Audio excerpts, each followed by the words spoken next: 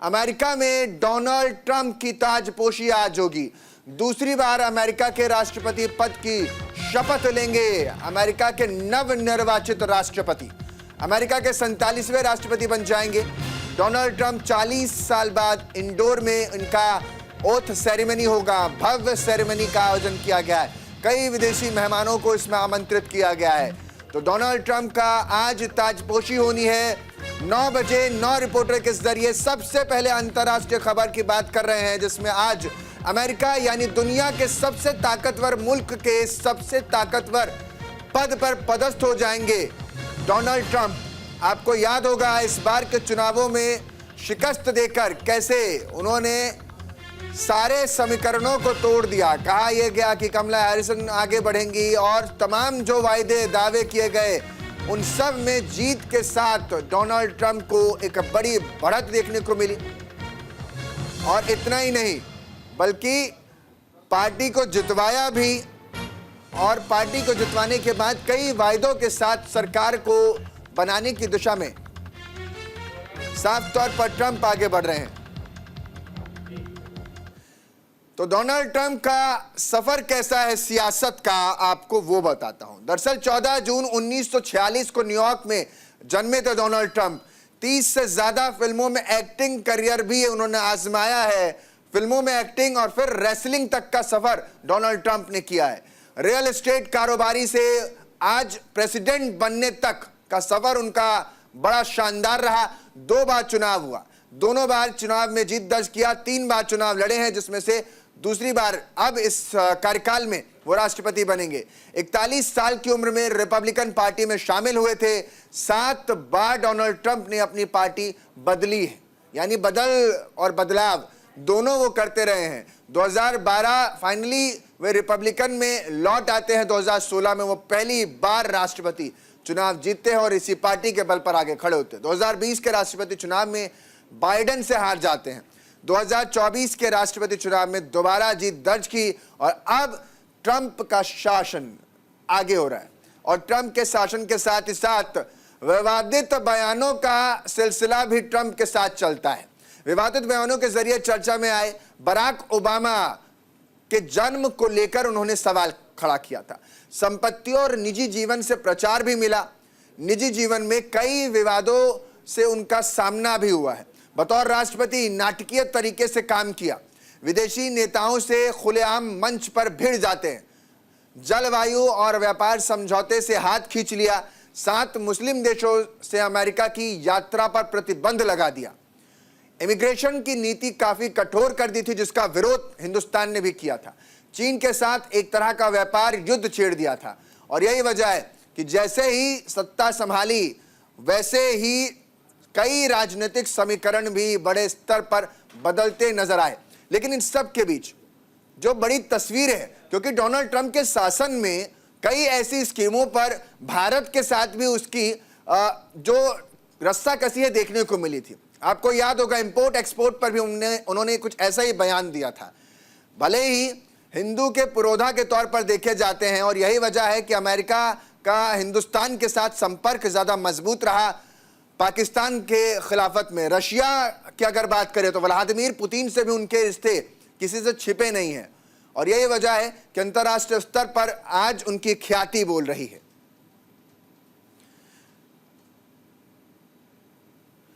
मेरे संवाददाता और हमारे संपादक ओम प्रकाश जी हमारे साथ जुड़ रहे हैं। ओम प्रकाश जी, क्योंकि ये जो पूरी स्थिति है डोनाल्ड ट्रंप के लिए वो बड़ी ही एक तरीके से कहीं नाटकीय रही। आपको याद होगा जब उन्हें उनकी सरकार बन नहीं पाई और वो हारे थे तो राष्ट्रपति भवन से कैसे उनको जाना पड़ा।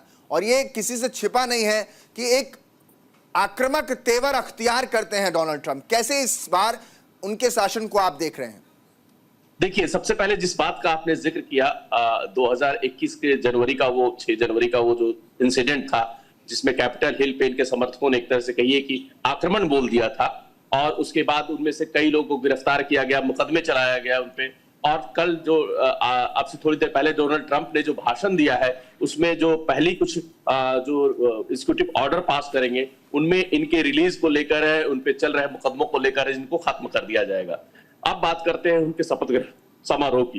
तो अमेरिकी जो समय है दोपहर 12 बजे 20 तारीख को अमेरिकी समय के अनुसार दोपहर के बाद उनका शपथ ग्रहण समारोह शुरू होगा और जो अमेरिकी संसद जिनको कैपिटल हिल कहते हैं उसमें होगा। इस बार थोड़ा अलग ये है कि वहां कड़ाके की ठंड पड़ रही है वॉशिंगटन डीसी में, इसलिए ये शपथ ग्रहण समारोह जो है वो इन हाउस होगा, अंदर होगा और बाहर करीब 20,000 से ज्यादा लोग जो है वो बड़े बड़े स्क्रीन पे शपथ ग्रहण को समारोह को देख पाएंगे, क्योंकि अंदर जो कैपिटल हिल के जो अंदर की जो कैपेसिटी है वो 600 लोगों की है, तो करीब 600 लोग अंदर रहेंगे और बाकी लोग बाहर से इस शपथ ग्रहण समारोह को देख पाएंगे।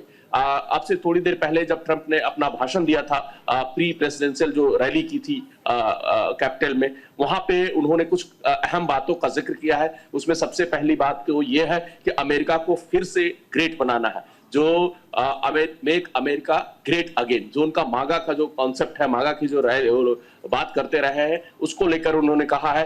अमेरिका की सुरक्षा को लेकर आयरन डोम बनाने की बात कही है जो अमेरिका में बनेंगे।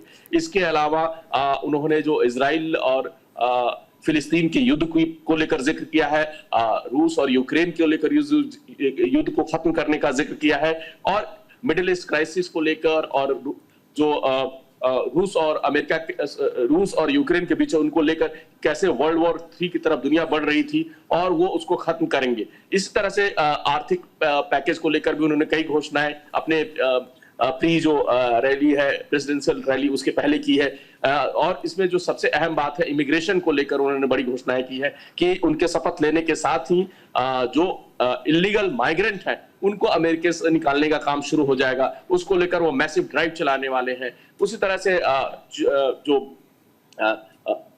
इन्वेस्टमेंट की बात है तो आपको मैं बताऊं कि दुनिया के बड़े जो चाहे एलन मस्क हो या फिर टॉम कुक हो या फिर जुकरबर्ग हो या फिर जो टिकटॉक के सीईओ हैं वो हो, ये कई बड़े जो दिग्गज है आईटी दिग्गज और वो उनके शपथ ग्रहण समारोह में आ रहे हैं। तो उम्मीद लगाई जा रही थी कि कुछ दिन पहले जो टिकटॉक पे अमेरिका में बैन कर दिया गया था उसको भी ये रिवोक कर देंगे, फिर से टिकटॉक जो है वहां पे लीगली एक्टिव हो जाएगा। इसके अलावा जो इन्वेस्टमेंट की बात है, आईटी सेक्टर में इन्वेस्टमेंट की बात है या डिफेंस सेक्टर में जो इन्वेस्टमेंट की बात है उसको लेकर उन्होंने रोड मैप रखा है।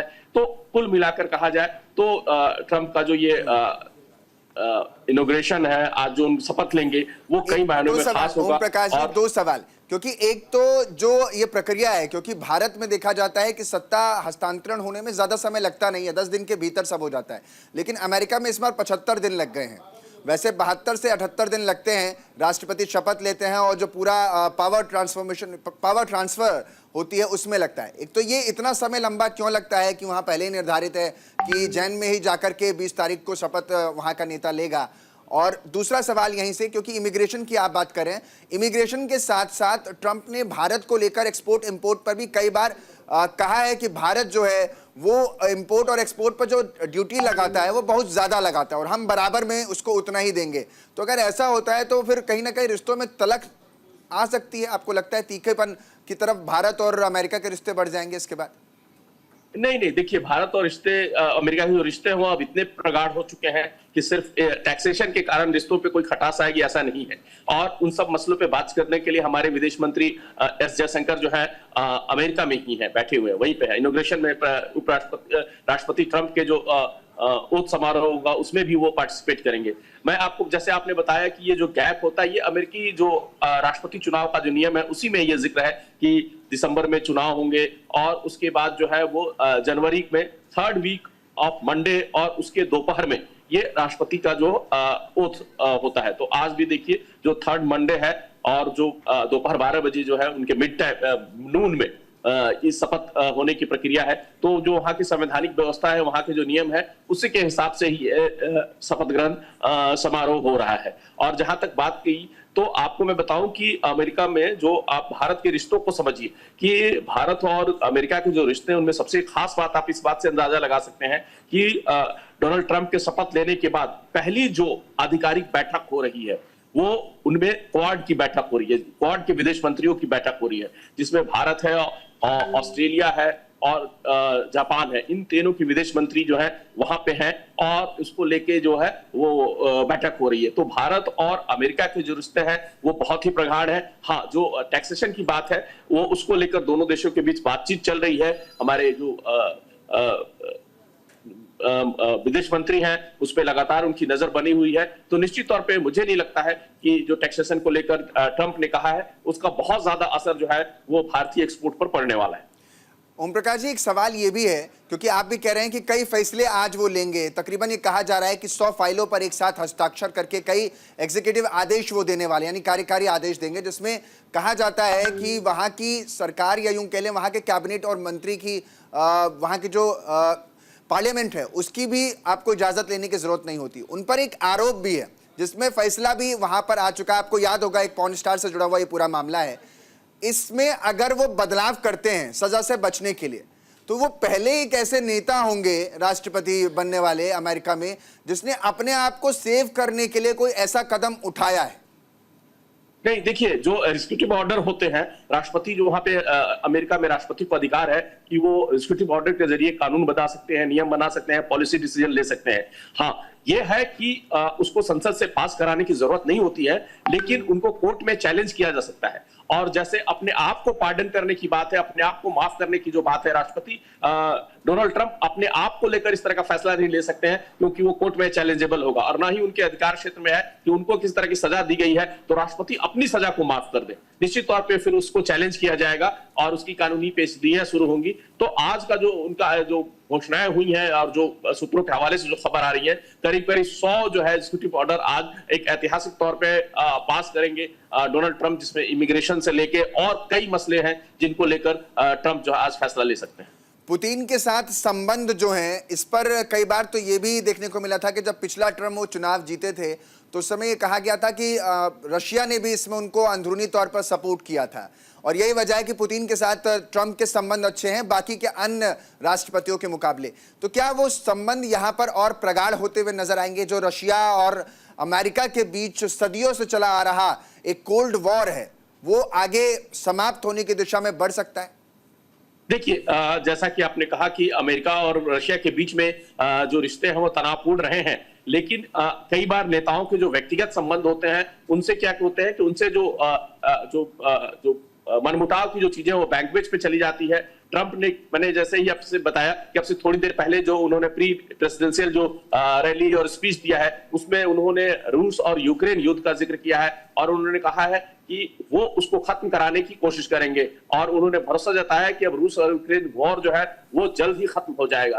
तो निश्चित तौर पे जो उनके राष्ट्रपति पुतिन के साथ जो उनके संबंध हैं उन्हीं को वो आधार मानकर इतने बड़ी घोषणाएं कर रहे हैं कि उनके राष्ट्रपति बनते ही ये रूस और यूक्रेन का युद्ध खत्म हो जाएगा। तो एक बड़ी बात है। निश्चित तौर पे रूस और अमेरिका के जो संबंध है पुतिन और डोनाल्ड ट्रंप के कार्यकाल में आगे बढ़ेंगे, और जो उनके बीच के जो तनाव है निश्चित तौर पे बैंक बेंच पे जाएंगे। जो पूरे वॉर के कारण जो उनपे कई तरह के प्रतिबंध लगे हुए हैं, रूस और यूरोप के बीच में जिस तरह के तनाव है, या अमेरिका के साथ रूस के जो अभी से तनाव है उनको खत्म करने की दिशा में एक पहल होगी, और निश्चित तौर पे युद्ध खत्म होने के बाद कई ऐसे डोनाल्ड ट्रंप फैसले लेंगे जो अमेरिका और रूस के संबंधों को मजबूत करेंगे।